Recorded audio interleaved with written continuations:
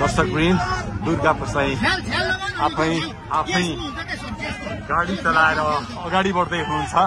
निकै नै अप्रिय अवस्था देख्न सक्छौं हामी। यहाँ प्रहरीले अश्रु ग्यास चलाएको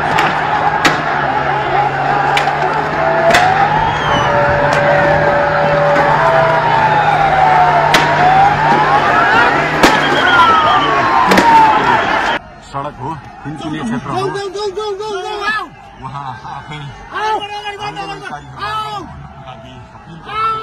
आफै गाडी चलाउँदै अगाडि बढिराख्नु भएको छ। हामी दुर्गा प्रसादसँगै अगाडि बढिरहेका छौँ। यहाँ निकै ठुलो मात्रामा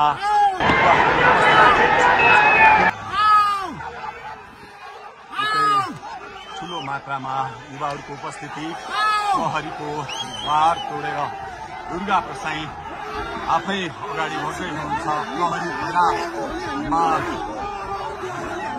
प्रहरीलाई गाडीले पेलेर दुर्गा प्रसाई अगाडि बढ्दै हुनुहुन्छ।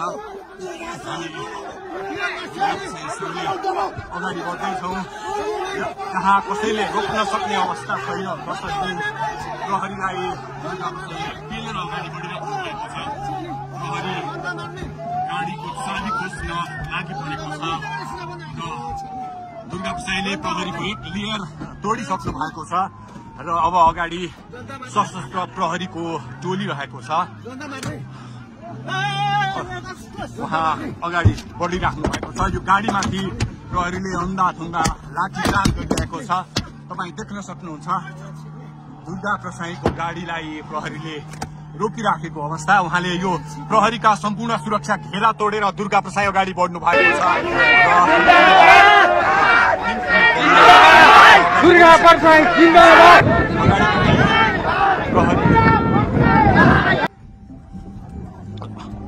प्रहरीका यी घेरा तोडेर दुर्गा प्रसाई अगाडि बढिराख्नु भएको छ।